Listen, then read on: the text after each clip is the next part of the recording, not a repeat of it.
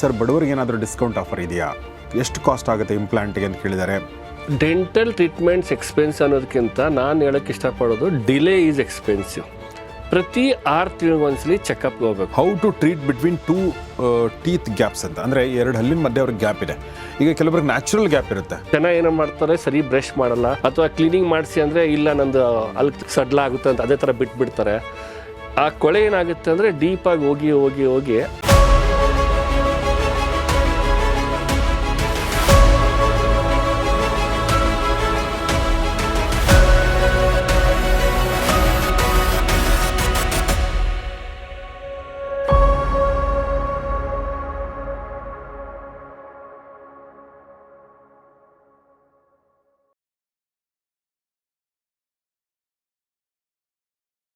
ಸ್ನೇಹಿತರೆ, family doctor ಕಾರ್ಯಕ್ರಮದಲ್ಲಿ ಇವತ್ತು ನಮ್ಮೊಂದಿಗೆ KDC ಎಕ್ಸ್ಪ್ರೆಸ್ ಟೀತ್ ಈ ಒಂದು ಹಾಸ್ಪಿಟಲ್ ಚೈನ್ನ MD ಆಗಿರುವಂಥ ಡಾಕ್ಟರ್ ನಿರಂಜನ್ ಪರಮಶೆಟ್ಟಿ ಅವರಿದ್ದಾರೆ. ಅವ್ರ ಜೊತೆಗೆ ಇದಕ್ಕಿಂತ ಮುಂಚೆ ಕೂಡ ನಾವು ಒಂದಷ್ಟು ಎಪಿಸೋಡ್ಗಳು ಮಾಡಿದ್ದೀವಿ. ಇಂಪ್ಲಾಂಟ್ ಬಗ್ಗೆ ನಾವು ಸಾಕಷ್ಟು ಮಾತಾಡಿದ್ದೀವಿ.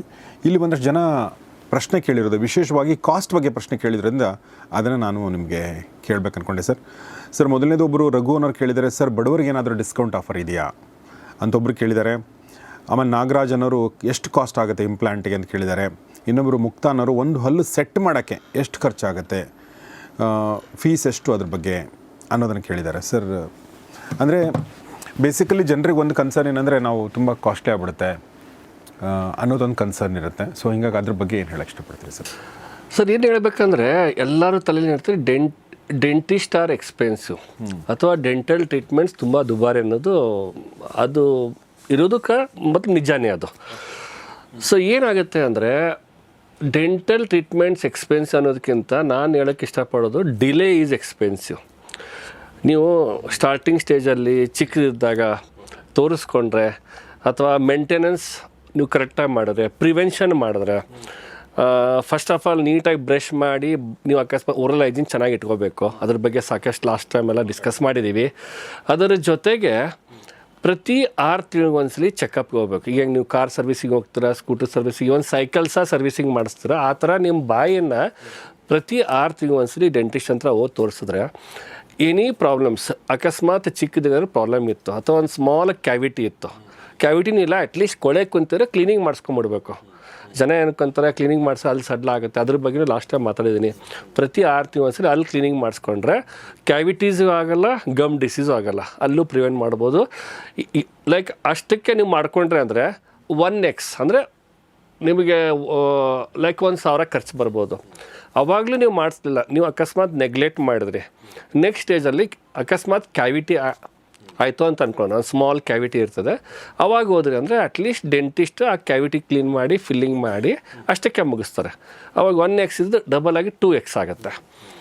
ಆ ಸ್ಟೇಜಲ್ಲಿ ನೀವು ಮಾಡಿಸ್ಕೊಳ್ಳಿಲ್ಲ ಅಂದರೆ ಅದು ಕ್ಯಾವಿಟಿ ಇನ್ನೂ ಡೀಪ್ ಹೋಗಿ ಅವಾಗ ನೀವು ರೂಟ್ ಕೆನಲ್ ಮಾಡಿಸ್ಬೇಕಾಗತ್ತೆ ಅಥವಾ ಕ್ಯಾಪ್ ಹಾಕ್ಸ್ಬೇಕಾಗತ್ತೆ. ಅವಾಗ 2x ಇದ್ದಿದ್ದು 8x 10x ಆಗಿಬಿಡ್ತದೆ.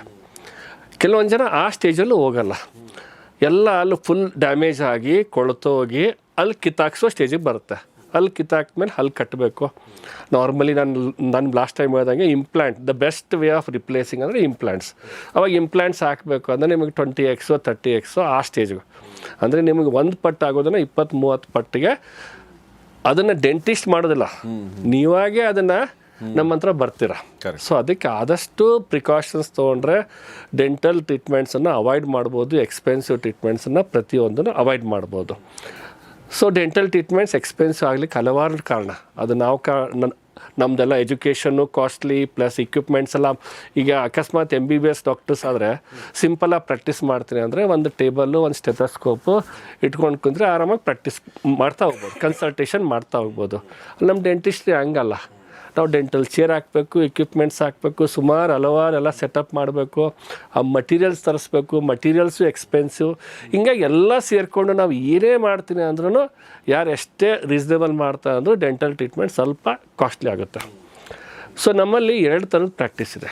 ನಮ್ಮಲ್ಲಿ ಕೆಲವೊಂದು ಕಾರ್ಪೊರೇಟ್ ಕ್ಲಿನಿಕ್ಸ್ ಇದೆ. ಕಾರ್ಪೊರೇಟ್ ಅಂದರೆ ಎಲ್ಲ like full fledge corporate super speciality ಥರ ಇದೆ. ಅಲ್ಲಿ ಮಾಡಿದ್ರೆ ಸ್ವಲ್ಪ ಎಕ್ಸ್ಪೆನ್ಸಿವ್ ಆಗುತ್ತೆ. ಎಕ್ಸ್ಪೆನ್ಸ್ ಅನ್ನೋದಕ್ಕಿಂತ ಹೊರಗಡೆ ಆ ಕ್ಯಾಟಗರಿಗೆ ಕಂಪೇರ್ ಮಾಡಿದ್ರೆ ಸ್ಟಿಲ್ ವಿ ಆರ್ ರೀಸನೇಬಲ್. ಅದ್ರ ಜೊತೆಗೆ ಬಡವ್ರಿಗೆ ಅನುಕೂಲ ಆಗಲಿ ಅಥವಾ ಯಾರಿಗೆ ಅನುಕೂಲ ಇಲ್ಲ ಅವರಿಗೆ ಕಡಿಮೆ ರೇಟಲ್ಲಿ ನಾವು ಮಾಡಬೇಕಂತ ನಮ್ಮದು ಕೆಲವೊಂದು ಕಡೆ ಚಾರಿಟೇಬಲ್ ಸೆಂಟರ್ಸ್ ಇದೆ.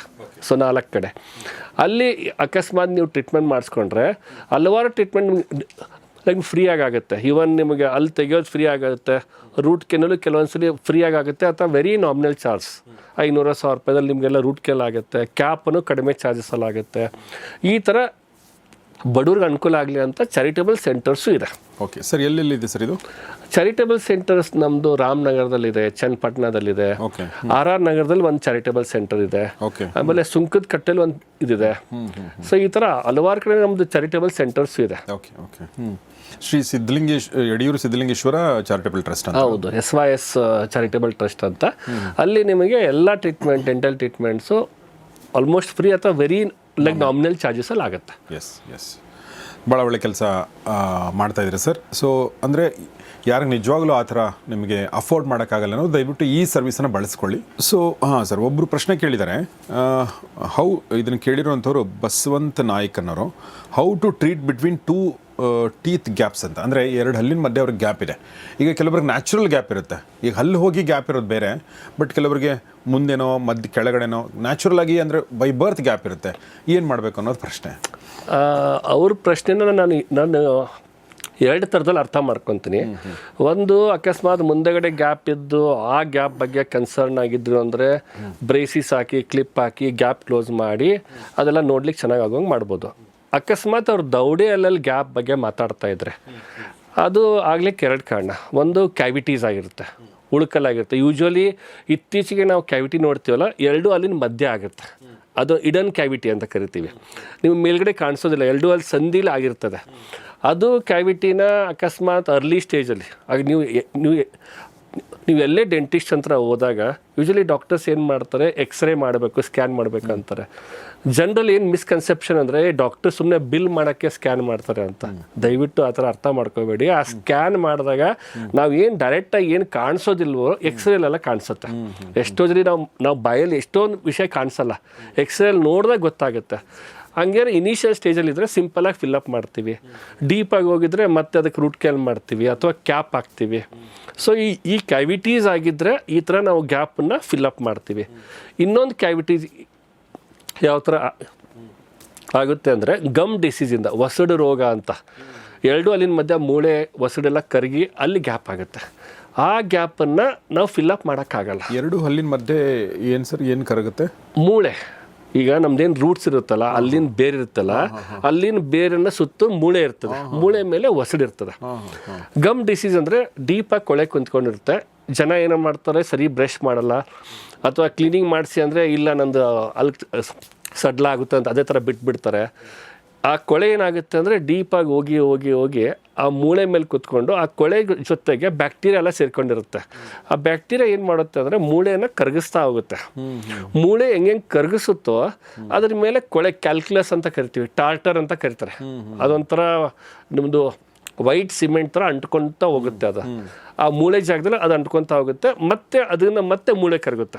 ಹೆಂಗೆ ಟಾರ್ಟರ್ ಅಕ್ಯುಮುಲೇಟ್ ಆಗುತ್ತೆ ಹಂಗಂಗೆ ಮೂಳೆ ಕರಗುತ್ತೆ. ಮೂಳೆ ಕರಗ್ದಂಗೆ ಮತ್ತೆ ಅದು ನಿಮಗೆ ಬ್ಯಾಡ್ ಡೆಪಾಸಿಟ್ ಕುತ್ಕೊತಾ ಹೋಗುತ್ತೆ. ಆಮೇಲೆ ಜನ ಅನ್ಕೊತಾರೆ ಅಲ್ಲಿ ಗಟ್ಟಿ ಇದೆ ಅಂತ ಅನ್ಕೊತಾರೆ. ಆ್ಯಕ್ಚುಲಿ ಹೇಳ್ಬೇಕಂದ್ರೆ ಅದು ನಿಮ್ಗೆ ಫಾಲ್ಸ್ ಆಗಿ ಆ ಕೊಳೆಯಿಂದ ಅಂಟ್ಕೊಂಡಿರ್ತದೆ. ಎಷ್ಟೋ ಜನ ಅಲ್ಲಿ ಕ್ಲೀನ್ ಮಾಡಿಸ್ದೆ ಸಡ್ಲ ಆಯಿತು ಅಂತಾರಲ್ಲ, ಅದಕ್ಕೆ. ಸೊ ಡಾಕ್ಟರ್ಸ್ ಏನು ಮಾಡ್ತಾರೆ ಅಂದರೆ ಆ ಕೊಳೆನ ತೆಗಿತಾರೆ. ಆ ಕೊಳೆ ತೆಗೆದಾಗ ಏನಾಗುತ್ತೆ, ಆಟೋಮೆಟಿಕಲಿ ಗ್ಯಾಪ್ ಆಗಿರುತ್ತೆ. ಗ್ಯಾಪ್ ಆಗಿರೋದಿಲ್ಲ, ಗ್ಯಾಪನ್ನು ಲೈಕ್ ಕೊಳೆ ಕುಂತಿದೆ, ಕೊಳೆ ತೆಗೆದಾಗ ಆ ಥರ ಫೀಲಿಂಗ್ ಬರುತ್ತೆ. ಅದಕ್ಕೆ ನಾವು ಯಾವುದೇ ಪೇಷಂಟ್ಗೆ ಆ ಥರ ಇದ್ದಾಗ ಮುಂಚಿತವಾಗಿ ಹೇಳ್ತೀವಿ, ನಿಮ್ಮ ಅಲ್ಲಲ್ಲಿ ಕೊಳೆ ಕುಂತಿದೆ, ಕೊಳೆ ತೆಗಿತೀವಿ. ಕೊಳೆ ತೆಗೆದ್ಮೇಲೆ ನಿಮಗೆ ಗ್ಯಾಪ್ ಕಾಣಿಸುತ್ತೆ, ಬಟ್ ಆಮೇಲೆ ಅದು ಮತ್ತೆ ಅಡ್ಜಸ್ಟ್ ಆಗುತ್ತೆ. ಒಂದು ಈ ಮೂಳೆ ಇರ್ತಲ್ಲ, ದೌಡೆ ಮೂಳೆ, ಒಂದ್ಸಲಿ ಹೋದರೆ ವಾಪಸ್ ಬರಲ್ಲ. ನಾವು ಅದನ್ನು ಟ್ರೀಟ್ಮೆಂಟ್ ಮಾಡೋದ್ರಿಂದ ಏನಾಗುತ್ತೆ, ಫರ್ದರ್ ಡ್ಯಾಮೇಜ್, ಈಗ ಒಂದು 30% ಡ್ಯಾಮೇಜ್ ಆಗಿರುತ್ತೆ, ಅಟ್ಲೀಸ್ಟ್ 70% ಉಳಿಸ್ಕೋಬೋದು.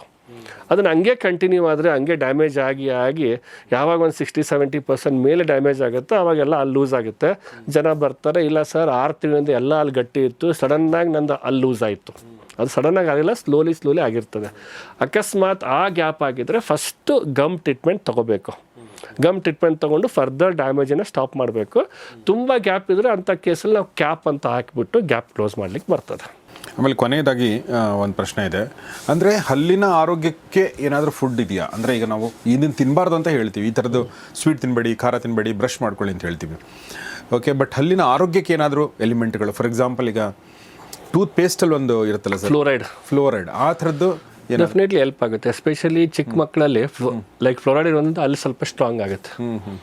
ಅಂದರೆ ಫ್ಲೋರೈಡ್ ಇರುವಂತಹ ಟೂತ್ ಪೇಸ್ಟ್ ಯೂಸ್ ಮಾಡಬೇಕು. ಅದು ಹೆಂಗಂದರೆ ಕೆಲವೊಂದು ಏರಿಯಾದಲ್ಲಿ ಇದು ಫ್ಲೋರೈಡ್ ಜಾಸ್ತಿ ಇರುತ್ತೆ, water content. Especially Tumakuru, Pavagada ಆ ಕಡೆ ಎಲ್ಲ, ಅಥವಾ ನಮ್ಮ ಸೈಡ್ ಎಲ್ಲ, ಕೆಲವು ಉತ್ತರ ಕರ್ನಾಟಕದಲ್ಲಿ ಕೆಲವೊಂದು ಕಡೆ ಆ ನೀರಿನಲ್ಲಿ ಫ್ಲೋರೈಡ್ ಜಾಸ್ತಿ ಇದ್ದಾಗ ಅಂಥವ್ರು ಯೂಸ್ ಮಾಡಬಾರ್ದು.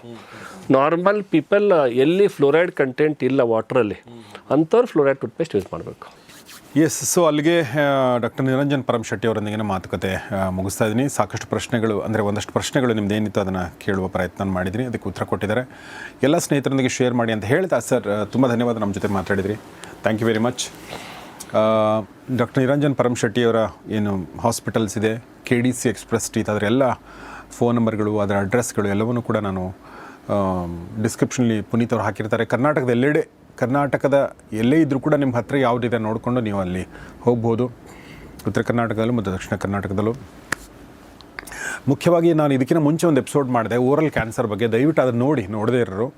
ಯಾಕೆಂದರೆ ಉಳಿದಿದ್ದೆಲ್ಲ ಸಮಸ್ಯೆಗಳಿಗೆ ಒಂದು ಸಣ್ಣ ಪರಿಹಾರ ಇದೆ, ಒಂದಷ್ಟು ಸಮಸ್ಯೆ ಆಗಿ ಆಮೇಲೆ ಅದು ಸರಿಯಾಗುತ್ತೆ. ಆದರೆ ಕ್ಯಾನ್ಸರ್ ಏನಾದರೂ ನೀವು ಭಾಳ ಕಷ್ಟಪಡಬೇಕಾಗತ್ತೆ. ಸೊ ಅದನ್ನೆಲ್ಲವೂ ಕೂಡ ನಾವು ಮಾತಾಡಿದ್ವಿ. ಅದನ್ನು ದಯವಿಟ್ಟು ನಿಮ್ಮೆಲ್ಲ ಸ್ನೇಹಿತರಿಗೆ ಕಳಿಸಿ ಮತ್ತು ನೀವು ಕೂಡ ಅದನ್ನು ನೋಡಿ ಅಂತ ಹೇಳ್ತಾ ಇವತ್ತಿನ ಎಪಿಸೋಡ್ ಮುಗಿಸ್ತಾ ಇದ್ದೀನಿ. ನೋಡ್ತಾರೆ ಗೌರಿಶಕ್ ಸ್ಟುಡಿಯೋ, ನೋಡ್ತಾರೆ ಫ್ಯಾಮಿಲಿ ಡಾಕ್ಟರ್ ಕಾರ್ಯಕ್ರಮ. ನಮಸ್ಕಾರ.